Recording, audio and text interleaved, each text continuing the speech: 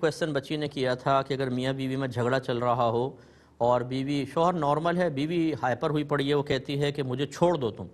شوہر کہتا ہے میں تو نہیں چھوڑوں گا، تم نے چھوڑنا تو چھوڑ دو. تو عورت یہ کہتی ہے اگر میرا بس چلتا تو چھوڑ چکی ہوتی، کیا اس سے طلاق ہوگی کہ نہیں ہوگی؟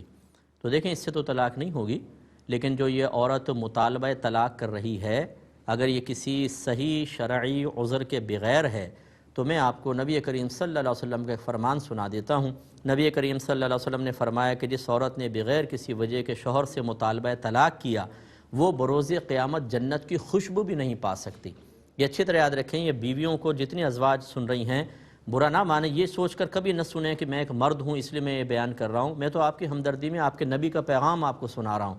شوہروں سے بدتمیزیاں کرنا، آنکھوں میں آنکھیں ڈال کے باتیں کرنا، تلخ لہجے میں گفتگو کرنا، اس کو گالیاں بکنا، گریبان پکڑ لینا، اپنے بھائیوں کی دھمکیاں دینا، سب یہ حرام اور گناہ کبیرہ ہے. یاد رکھیں یہاں تو آپ کر لیں گی، خصوصاً جو باہر کے ملکوں میں ہماری بہنیں سن رہی ہیں جن کو قانونی پروٹیکشن حاصل ہے، جس بنا پر وہ شوہروں کو اکثر مغلوب کیے ہوئے ہیں، اور وہ جو اللہ نے جس کو حاکم بنایا اس کو محکوم بنایا ہوا، خود حاکمہ بن گئی ہیں اور پھر ہر طرح کی بدتمیزی کو اپنے لیے روا رکھتی ہیں.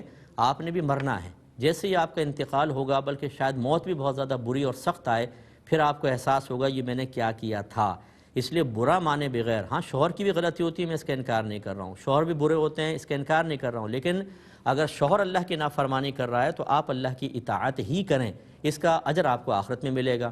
اگر شوہر نافرمانی کر رہا ہے، آپ اگر یہ گمان کرتی ہیں کہ جواب میں بھی نافرمانی کر کے اللہ کی بارگاہ میں کہہ سکوں گی کہ اللہ تعالیٰ چونکہ اس نے نافرمانی کی اس لیے میں نے نافرمانی کی اور پھر اللہ مجھے معاف کر دے گا، ایسا نہیں ہوتا ہے. اگر کوئی مجھے تکلیف پہنچائے اور میں اس کو زیادہ تکلیف پہنچاؤں گا، میری بھی آخرت میں گرفت ہوگی کہ زیادہ کیوں پہنچائی، اتنی تو کر سکتے تھے، زیادہ کیوں پہنچائی.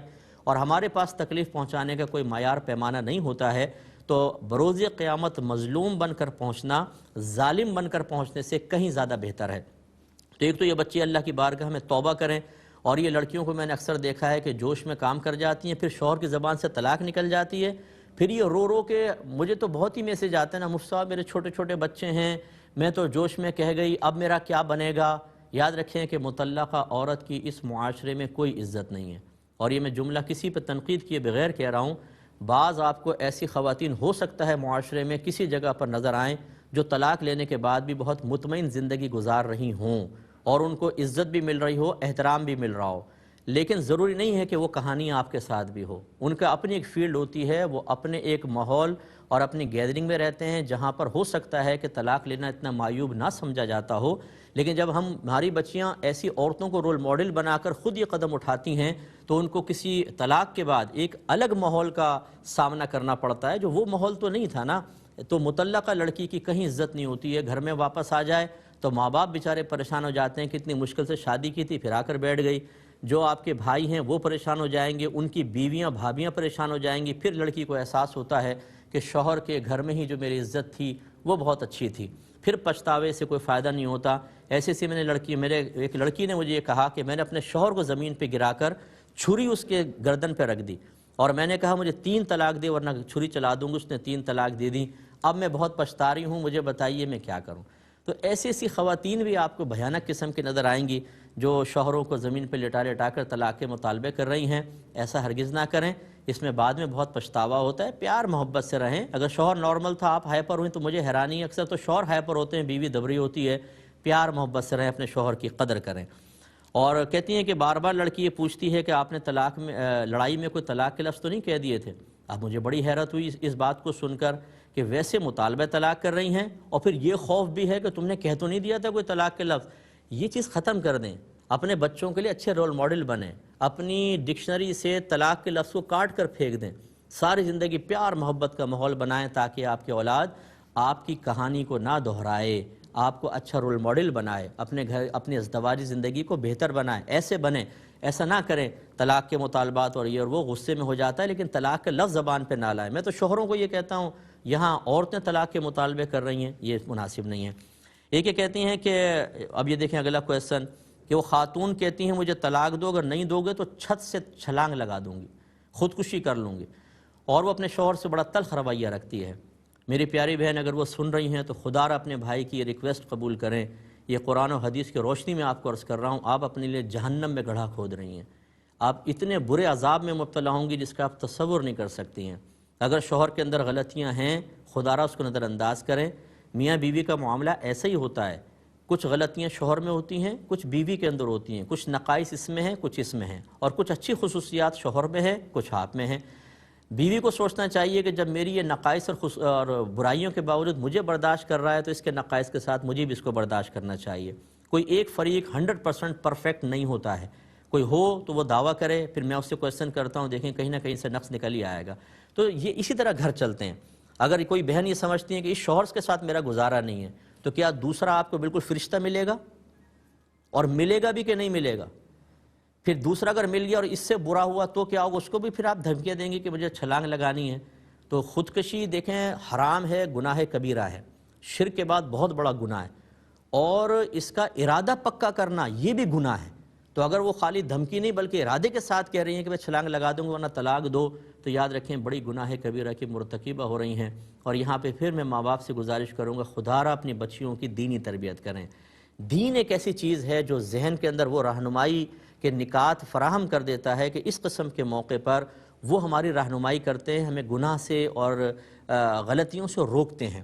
جب بچیوں کے ذہن میں دین ہی نہیں ہوگا تو اور سہیلیوں سے پوچھ لیا، خالہ سے، امی سے مشورے کر لیے جو خلاف شرع مشورے دے رہے ہوتے ہیں، کیسے وہ گھر کو اچھا لے کے چل سکتی ہے؟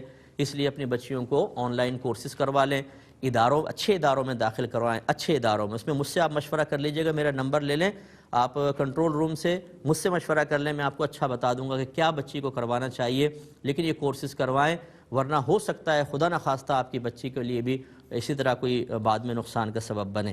یہ بھائی نے پوچھا ہے کہ مسجد میں عید ملتے ہیں، ہم گلے ملتے ہیں، اس کی کیا شرعی حیثیت ہے؟ دیکھیں زمانہ رسول صلی اللہ علیہ وسلم میں باقاعدہ رائج نہیں تھا، لیکن اصل اصول یہ ہوتا ہے کہ جس چیز پر قرآن و حدیث کی ممانعت وارد نہ ہو، قرآن و حدیث نے منع نہ کیا ہو، اور مسلمان اس کو اچھا سمجھ کے کرنے لگ جائیں، وہ شرعاً بالکل جائز ہوتا ہے۔ حدیث میں موجود ہے وَمَا رَآهُ الْمُؤْمِنُونَ حَسَنًا فَهُوَ عِنْدَ اللَّهِ حَسَنٌ، جسے مسلمان اچھا گمان کریں وہ اللہ کے نزدیک بھی اچھا ہے۔ مسند امام احمد بن حنبل کی روایت ہے، اور بھی کئی محدثین نے اس کو نقل کیا ہے۔ تو مسلمان اس کو اچھا سمجھتے ہیں، مسلمانوں میں رائج ہو گیا گلے ملنا، اور اس قسم کے جو رسم و رواج ہیں جو قرآن و حدیث کے خلاف نہیں ہوتے، شریعت اس کو منع نہیں کرتی ہے، ان کو بدعت کہہ کے منع کرنا یہ مطلب عجیب سی بات ہے۔ یہ تو بدعت ہو گیا، لیکن جماعت کے لیے اپنی مسجد میں اوقات متعین کرنا یہ بدعت نہیں ہے، مدارس قائم کرنا بدعت نہیں ہے، قرآن پہ اعراب لگانا بدعت نہیں ہے، دوسری اذان جو ہے، جو پہلی اذان جس کو ہم کہتے ہیں جمعے کی پہلی اذان، وہ بدعت نہیں ہے، اپنے مدارس کے اندر سلیبس مقرر کرنا بدعت نہیں ہے، حدیث پڑھنا پڑھانا آخر میں سند دینا یہ بدعت نہیں ہے۔ صرف بدعت ہے تو یہ مسجد پہ گنبد اور مینار بنانا یہ بدعت نہیں ہے، بدعت گلے ملنا ہے۔ یعنی بدعت کہہ کر ہم نے مسلمانوں کو گناہ گار کرنے کا جو بیڑا اٹھایا ہوا ہے، اس میں مسلمان اکثر گناہ گار نہیں ہوتے، کہنے والا گناہ گار ہو رہا ہوتا ہے۔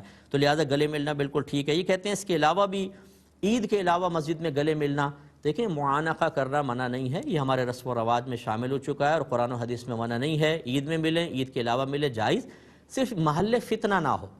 محل فتنہ کا مطلب امرد سے ملنا، کوئی بہت خوبصورت لڑکے سے، اور نفسانی خواہش بھی ہو کہ اس سے میں ملوں، یہ برا ہوتا ہے۔ اس سے تو ہاتھ ملانا بھی منع ہو جاتا ہے، چہ جائے کہ گلے ملنا، وہاں احتیاط کرنی ہوگی، ورنہ عام طور پہ گلے ملنے میں شرعاً کوئی حرج نہیں ہے۔ ایک ہی کہتے ہیں کہ اگر ہم نماز پڑھ رہے ہیں تو پہلی رکعت میں لمبی قرات ہوگی یا دوسری میں؟ دیکھیں مستحب یہ ہے کہ پہلی میں تھوڑی لمبی ہو، دوسرے میں اس سے چھوٹی، دوسرا درجہ ہے کہ برابر ہوں، تیسرا یہ خلاف سنت ہوتا ہے، لیکن گناہ اس میں بھی نہیں ہے کہ پہلی میں چھوٹی دوسری میں لمبی۔ تو سب سے افضل صورت یہ ہے کہ پہلی میں تھوڑی سی لمبی، دوسری میں اس سے تھوڑی مختصر، یا پھر برابر، یہ اچھی چیز ہے، اور تیسری والی خلاف سنت ہے لیکن گناہ نہیں ہے۔ ایک انہوں نے کہا کہ یہ تالی اور سیٹی بجانے کو لوگ کہتے ہیں یہ منع ہے کیونکہ قوم لوط کا عمل تھا، کیا حکم شرع ہوگا؟ دیکھیں یہ مطلب اگر کوئی قوم اس طرح کچھ کرتی تھی تو وہ اس کو نہ کوئی مذہبی شعار تھا ان کا، نہ قومی شعار، وہ تو ایسے ہی مطلب کرتے تھے۔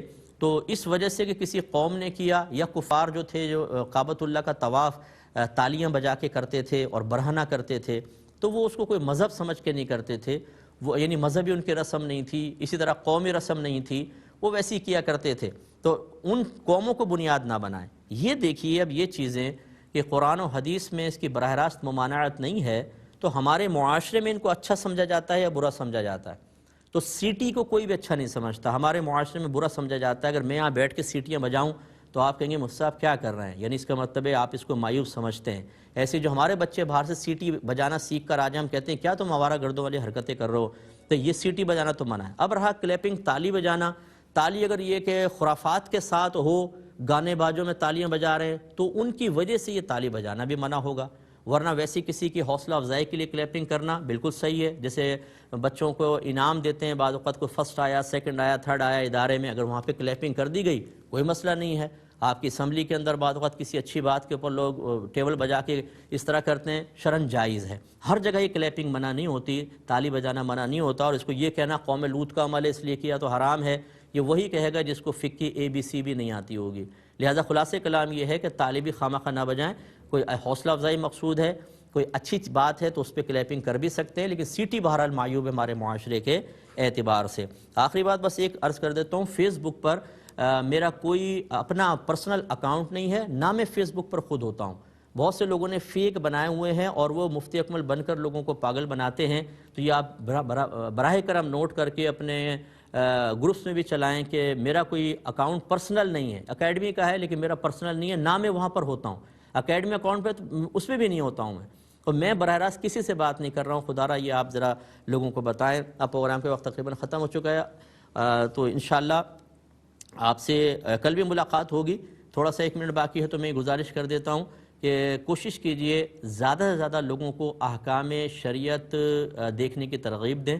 اس کی آپ ایک پوسٹ بنائیں، پوسٹ بنا کر زیادہ اپنے گروپس کے اندر عام کریں.